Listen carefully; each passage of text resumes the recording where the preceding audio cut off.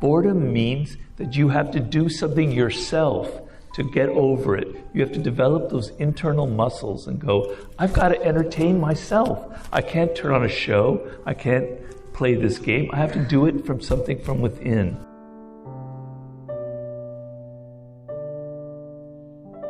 And we're doing short questions, no two-part questions, no speeches masquerading as questions. Yeah.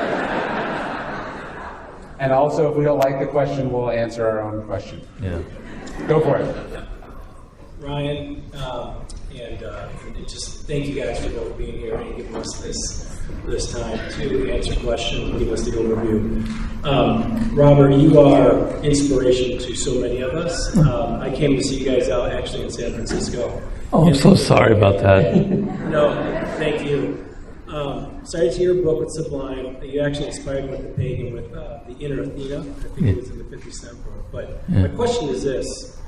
In 100 years, you guys talk about what are people going to look back. Where do you want your legacy? If we were to write you into one of your chapters or write you into, a theme like you have of all the great historians, which I put you as, where would you think of yourself as your legacy? Where do you want us to remember you? Well, if people are still reading my books in 100 years, that would be absolutely fantastic, and the sense that, I wrote the book, The 48 Laws of Power, at a particular historical moment, the Clinton era, all the weird stuff going on, Wall Street, the early tech bubble. So there was a moment in history, and I didn't write about any of that. I wrote about Louis XIV, I wrote about Cesare Borgia, I wrote about Julius Caesar, all these weird figures in history. And so if I kind of transcended my moment and wrote something that people 100 years from now can go, that's still applying to me because people are still political, people are still weird, they play all of these weird games, and Robert described it. I'll be dead, I won't know about this, but that would be a fantastic thing that I transcended my cultural moment and wrote something that lasted. I would love that to be my legacy. One of my favorite passages in Meditations is Marcus Aurelius goes, two things. One, you won't be around to enjoy your posthumous fame. There's people who strive to be remembered, forget they won't be able to enjoy it. And then he goes, it's also worth noting that people in the future will also be stupid and annoying and not appreciate things too. So the idea that you'll be vindicated by the future is also probably a fool's errand. So I just try to think about, did I do a good job? Did I say what I wanted? Was it the thing that I wanted to make? And am I proud of it? And I sort of leave the rest. Very wise. Thank you both. Yeah, we study your books. We don't read them. Thank you. Go for it. You're up. Hi. Hi. Hi, Ryan. So may have to talk a little louder on that mic. That mic doesn't seem very good. Question is for you. Just a little backstory. My best friend, before he passed away in a motorcycle accident, he noticed how my life was going, and gave me a suggestion to read The Shortness of Life by Seneca. Right. And like 6 months later, he dies. Wow. It took me over 5 years to actually get that book and read it. And there's this one sentence that never ever leaves my head whenever I am actually thinking of that I'm wasting my life away, which is like whenever you see a man and he has wrinkles and gray hair, he has not lived for long, he has existed for long. Yes. So I've been dying to ask you this question regarding what is to live rather than exist in that context. Yeah, he talked about in that essay, which is one of the most beautiful things he ever wrote. He said, be sure that at the end of your life you have more to show for it than a large number, right? I don't think he doesn't mean like financially, like the number in a bank account. He means, you get 100 years, that's an impressive number, but what matters is, what you did with that time, right? So I don't know if there's some general rule of what it is to live, but the question is, did you do what you could do with the time that you had, right? To me, I think about, did I leave potential on the table? Did I leave opportunities on the table? Did I leave experiences on the table? Did I leave things unsaid, not in my work, but to people that I care about? So to me, living is just, it's in line with a piece of advice you gave me. I remember when I was thinking about leaving American Apparel, you said there's 2 types of time in life.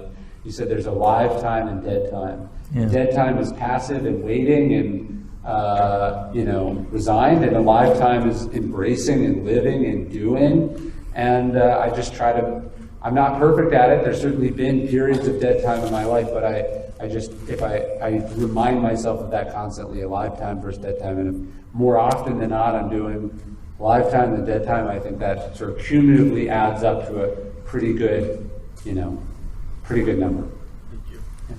Yeah, I think of Leonardo da Vinci, who had a quote at the end of his life saying, when you die, it's like after you've worked really hard during the day, you've toiled at something, you go to sleep and you have this great feeling like you accomplished something.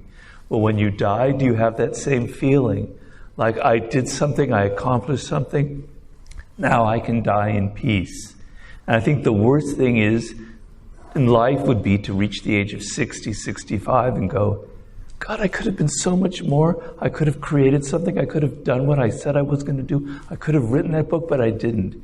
To me, I tell anybody, if you're in your 20s, don't ever have that feeling. And it'll come quicker than you imagine. So, realize that you want to reach that end with a sense of, I did what I felt I could do when I was a child. I had these dreams and I reached them. All right, next. Sorry, Robert, thank you for mastering. That saved me from a mediocre job. Okay, you're very welcome. Where's my check?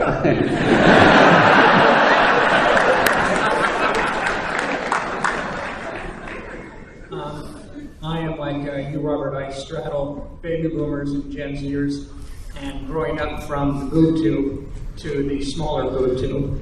It seems like my big concern, I have a daughter who's grown now, and she's managed to navigate it. The next generation isn't. They appear to be the dopamine hit generation. We talked about it, you guys talked about earlier, about how the future and where we're going with all this, but you guys as historians, I kind of want to go back and spend all the time because we learned from our past. Is that capable, is that even relevant in today's new tech generation where we're headed? So if you guys could just opine on where we're headed, where you possibly see we could be headed with chat, AI and everything else. Thank you. Well, the way I look at it is the time that you live in is a resistance factor.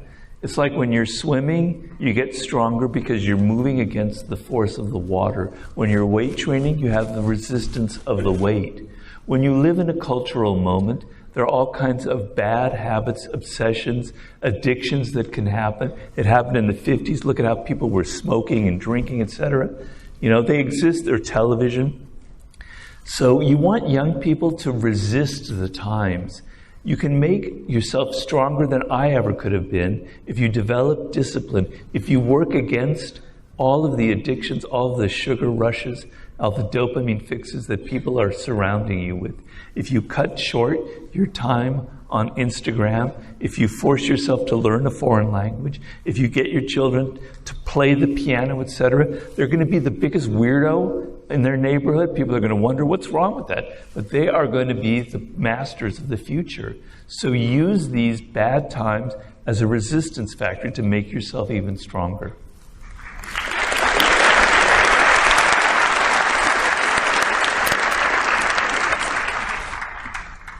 Hey guys, big Penny. I'm a little hesitant to ask you this question in front of this many people, but my girlfriend will thank me that I'm not bogging her down with it tonight.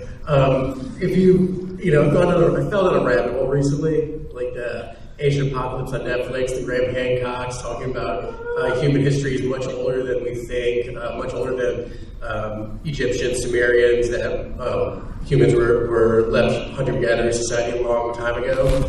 If you guys have ever fallen down that rabbit hole, and what do you make of it? And then, just because I am so curious, all the UFO, UAP stuff, because you guys think way more than I do, and I would just love to hear what you think.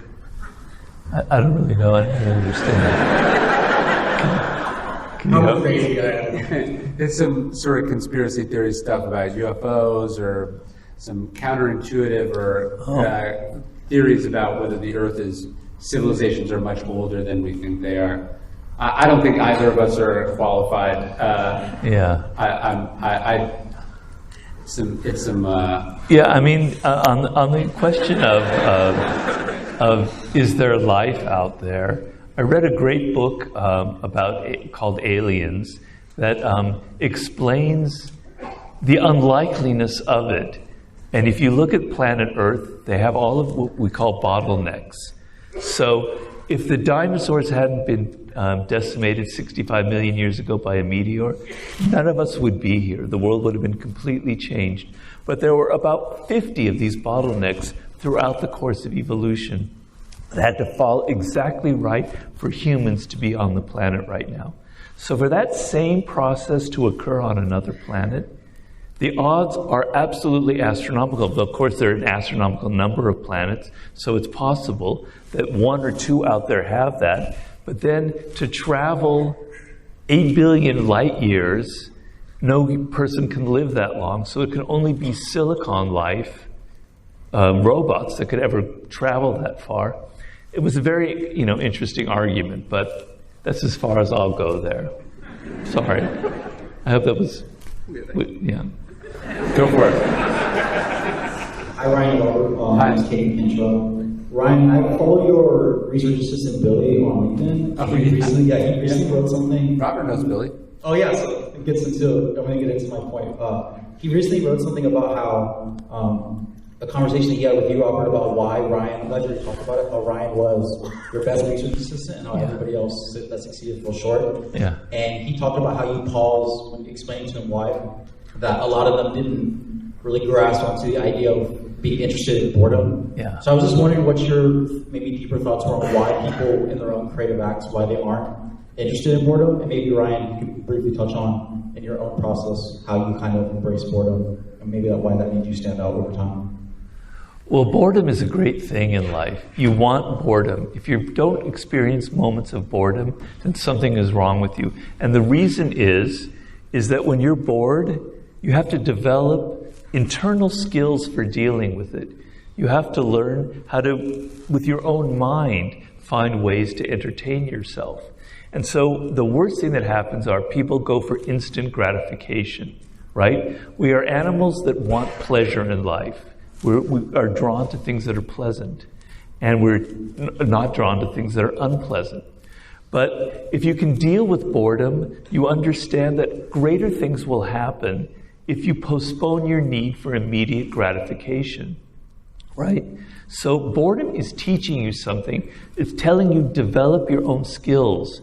So instead of grabbing a video game to entertain yourself, when I was a kid, not that we were superior back then, please don't get me wrong, we had to invent games to deal with the boredom when our parents left us alone. We had to become creative and inventive. So you want to feel boredom.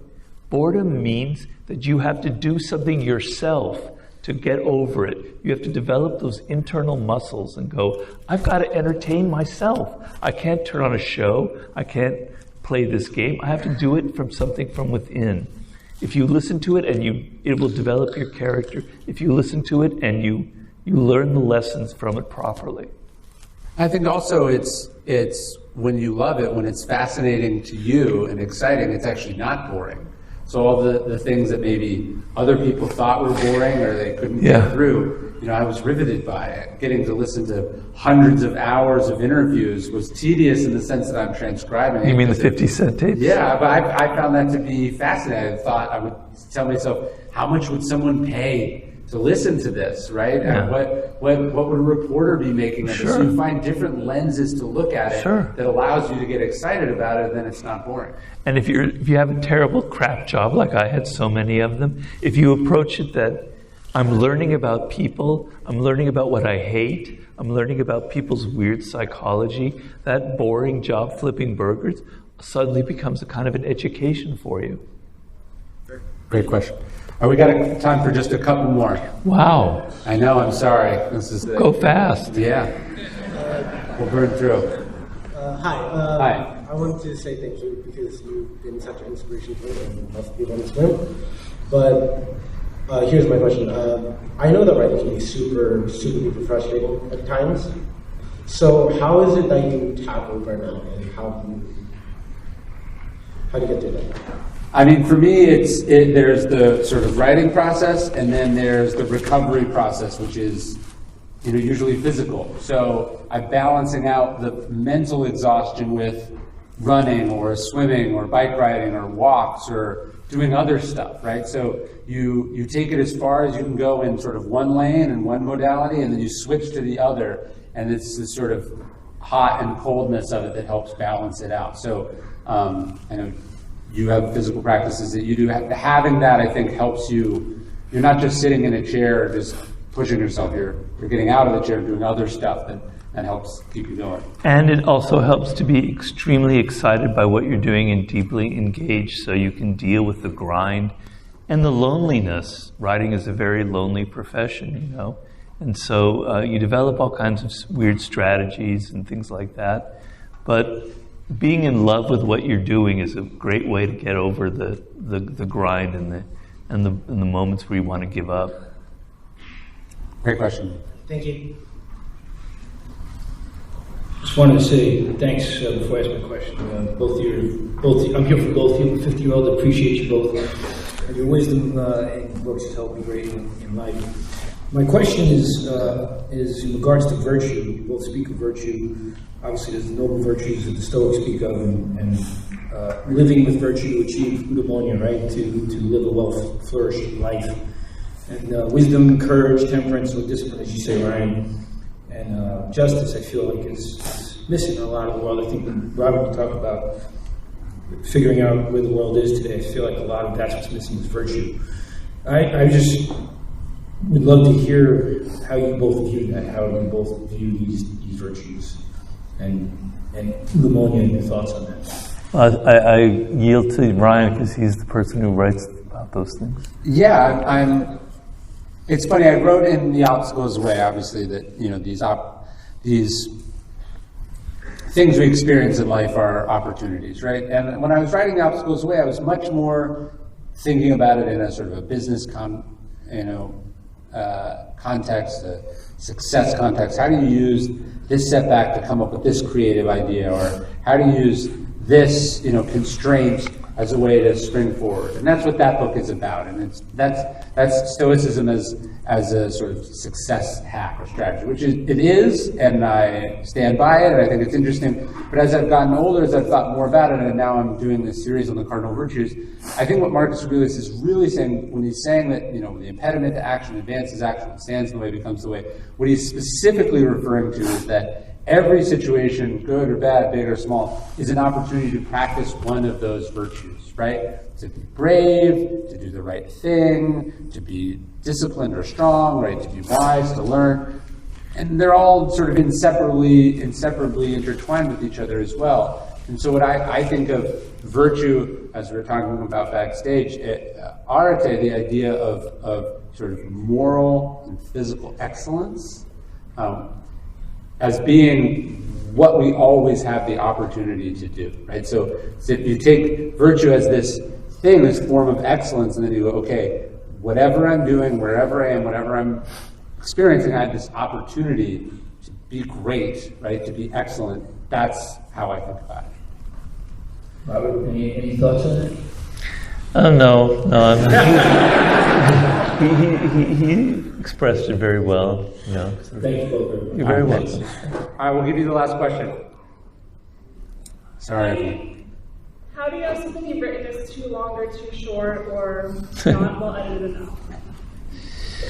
Well, I'm guilty of always writing too much, but I work in chapters. I don't work in the whole book length, and I'm very attuned to the reader. And the worst thing is I'm going to be boring my reader with this. So I know when that chapter is 20,000 words long, it's way too long. It's starting to bore me. My eyes are glazing over. I've got to cut it. I've got to cut that chapter down to a size that I think a reader will be engaged in it, will be excited, will learn from it. The stories are taught. I don't like wasted words. I don't like wasted verbiage. I want it to be clean and compact and forceful. And when it gets to that point, then it's great. And unfortunately, with the laws of human nature, it's a 560-page book. And I didn't go out intending to write that. But the shock of it all is that book is selling really well. It's selling better than the 48 Laws of Power right now. So, I think it's more like...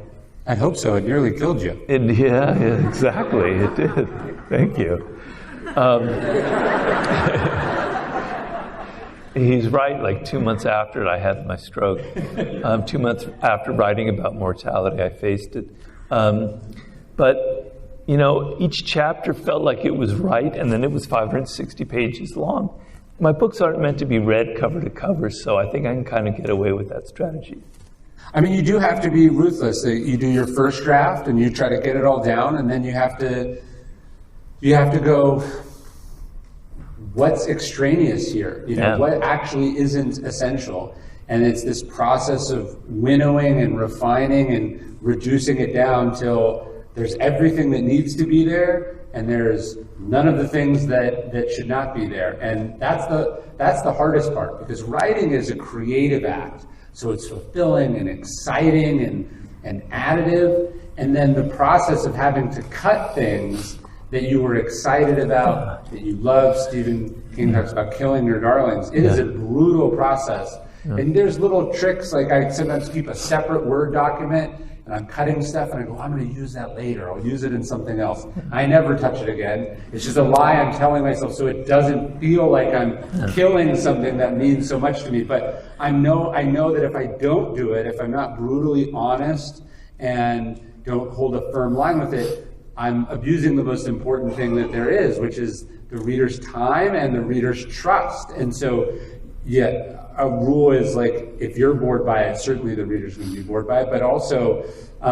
just when did you use 2 words when one will do, right? When did you make your point more than you need to make it? And just that is a brutal process that you do over and over and over again. Maybe an editor comes in, but it's the hardest part. It's the hardest part. But then when you get it right and it reaches that point where you go, yeah, I finished it, you tie the knot and it's over, it's a great feeling. You expressed it in a short way, and it's what you wanted, and it's a great feeling. And believe me, I have so many things that I've cut out. It is very painful, as Ryan says, but in the end, it's all for the good, because I want my reader to be as excited as I was when I was writing it. As Robert Frost says, no tears in the writer, no tears in the reader. No excitement in the writer, no excitement in the reader. So when I reach that point and go, yeah, this is it, it's a great feeling. It's almost euphoric.